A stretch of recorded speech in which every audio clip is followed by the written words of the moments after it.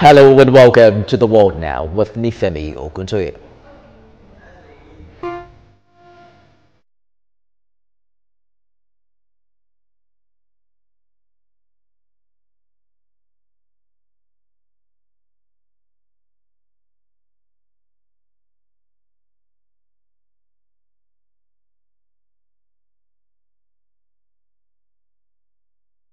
We'll begin with the news that has gripped tightly world attention.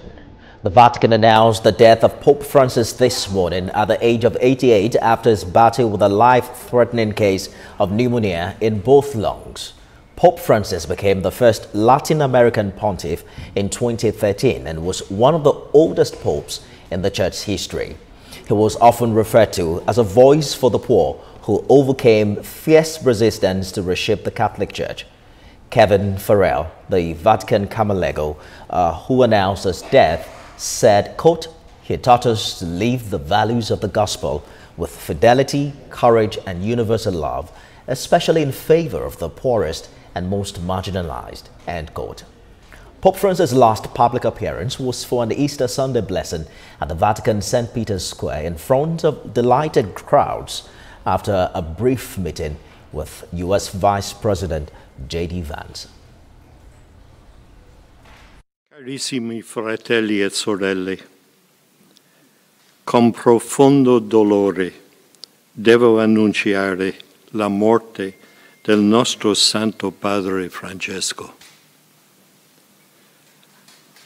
Alle ore 7:35 di questa mattina, il Vescovo di Roma Francesco è tornato alla casa del Padre.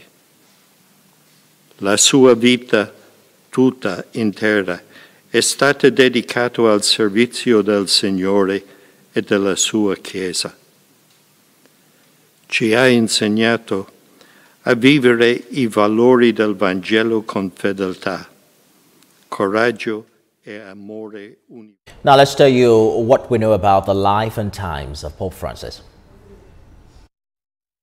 Born on the 17th of December 1936 in Buenos Aires, Argentina, Jorge Mario Bergoglio would go on to change the course of the Roman Catholic Church. In 2013, he made history, the first pope from the Western Hemisphere, the first from South America, and the first member of the Jesuit order to ascend to the papacy. He chose the name Francis, a nod to Saint Francis of Assisi, the humble saint known for his care for the poor and the planet. His leadership brought sweeping reforms and a renewed spirit of inclusion. His 2015 encyclical Laudato Si, Praise Be to You, called the world to action against climate change, marking a historic shift in the Church's role in global stewardship. He championed unity across faith and extended unprecedented apologies to survivors of clergy sexual abuse, calling for justice, healing, and accountability. The son of Italian immigrant, he once studied to become a chemical technician and briefly worked in food processing. But at 21, a near-fatal bout of pneumonia altered his path, and perhaps his purpose. He entered the Jesuit novitiate in 1958. By 1969, he was ordained a priest, and just 4 years later, he became the head of the Jesuit province in Argentina. By 1992, he was appointed auxiliary bishop of Buenos Aires, then archbishop. In 2001, he was named a cardinal. He was quiet, humble, but deeply principled. When Pope Benedict XVI resigned in 2013, the Church turned to him. On the 5th ballot of the conclave, he was chosen, and the world met Pope Francis. He was the people's pope, a pastor of the poor, a reformer, and a bridge builder. On Easter Monday, Pope Francis died at the age of 88. His legacy, however, lives on in the heart of millions, and in the Church he helped reshape for a new generation. Pope Francis, a pope of first, a pope of faith, a pope who dared to lead differently. And the death of Pope Francis has drawn the curtains open on the perceptions world leaders had of his personality as he led the world's Roman Catholic Church. Some of the reactions are laden with emotion. We have them in this report. Reacting to the death of the Pope, King Charles III paid tribute to him in a statement in which he said, quote, "His Holiness will be remembered for his compassion, his concern for the unity of the Church, and for his tireless commitment to the common causes of all people of faith. We send our most heartfelt condolences and profound sympathy to the Church he served with such resolve, and to the countless people around the world who, inspired by his life, will be mourning the devastating loss of this faithful follower of Jesus Christ." Paying tribute to the Pope, the head of the Church of England, Archbishop Justice Welby, described him as a holy man of God who was also very human.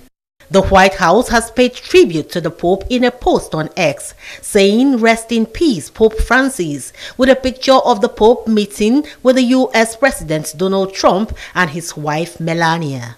U.S. Vice President J.D. Vance, who met with Pope Francis hours before his death, says he was happy to see the Pope on Easter Sunday, though he was obviously very ill. He adds, quote, "My heart goes out to the millions of Christians all over the world who loved him." Condoling with the Catholic Church on behalf of the people of the United Kingdom, Prime Minister Keir Starmer says he was a pope for the poor, the downtrodden, and the forgotten. The Italian Prime Minister Giorgia Meloni, on her part, says the news saddens Italy deeply, adding that the Pope asked the world for the courage to change direction, to follow a path that does not destroy but cultivates. The European Parliament President Roberta Metsola says his contagious smile captured millions of people's hearts across the globe. For the French President Emmanuel Macron, who was in the group of the first world leaders to pay tribute to Pope Francis, he was a man of humility. Germany's Chancellor-in-Waiting, Friedrich Merz, says, quote, "The death of Pope Francis fills me with great sadness. Francis will be remembered for his tireless commitment to the weakest members of society, to justice and to reconciliation." Reacting from India, Prime Minister Narendra Modi says Pope Francis will also be remembered as a beacon of compassion, humility and spiritual courage by millions across the world. The Israeli President Isaac Herzog hails his boundless compassion. Still in the Middle East, Foreign Ministry spokesman of Iran, a Muslim-majority country which maintains close ties with the Vatican, says, quote, "I offer condolences to all Christians around the world." And back here in Nigeria, President Tinubu describes the Pope as an instrument of peace who deeply embodied the message of Christ, love for God and love for humanity.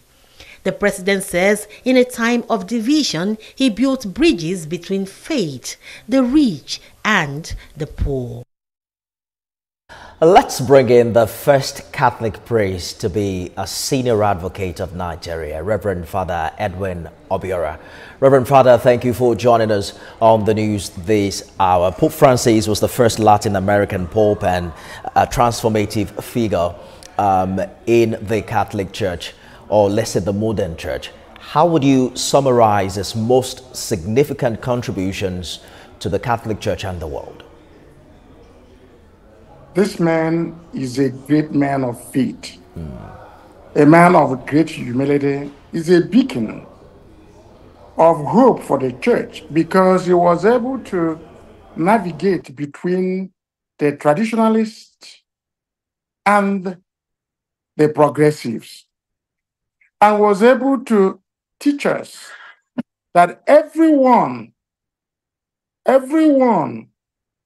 is accepted in the church. It does not matter your limits, you are accepted. The door is open. This is with Francis. This man, when we had a little problem in Ahara Diocese in Imo State, he showed his compassion as a father. He was able to understand the problems of the few who had their own ideology and yet married that comfortably with the teaching of the church. And that was how that issue was solved in Nigeria. So I can say in a word, Pope Francis is a man who welcomes everyone with humility and yet not lacking in intellect and prudence. Indeed. Thank you. I like how you are able to even localize his impact to, Imo State. We also saw him make some historic strides in interfaith dialogue, meeting with leaders like the Grand Imam of Al-Azhar and even visiting Iraq. How do you think his approach to global unity will shape future church leadership in this regard? And in fact, he is a man that attempts to understand the world of today. And that is going to be very important for the new leader to see that the old things can still be married to the new innovation, the innovation of modern world. That the people, the young people that are yearning for spirituality are still welcomed, despite the tradition that has been with the church for centuries. In other words, Pope Francis has opened the door for people to understand that everyone, no matter your persuasion, no matter your knowledge and technological leanings, you are still welcome into this church that has a long history. That's what he's teaching us and has taught us. Just a day before his death, he appeared in St. Peter's Square for Easter Sunday, despite his frail health. Perhaps you want to explore quickly what you think that means, or what it says about his dedication to his ministry, even to the end. Even when he was dying, he knew he would die the following day. The doctors have already let him know. He knew he had a few hours to live. But still, because of the fact that he's a pastor par excellence, he wanted to have a final word with his pasture, with his flock. Just as Christ was on the cross, dying, full of pain, still he ministered to the people and he said, I forgive you. Today you will be with me in paradise. That's what he told a thief who was being crucified with him. And you can see Easter Sunday, the day of the resurrection of Christ, is the day this man had his final ministry on earth. It is a great event and points to the nature and character of this man. Thank you. Able to marry, the Easter period with the day of his exit, which is quite very unique. But before we go, Reverend Father, Nigeria, as we speak, has one of the fastest growing Catholic populations in the world. And we also saw the late Pope, paying so much attention to Africa, even with some of these elections that happened, under his leadership. Do you think that we are now ripe for the first African Pope as we move into a season of transition? I think we are completely right. We have been right for a long time.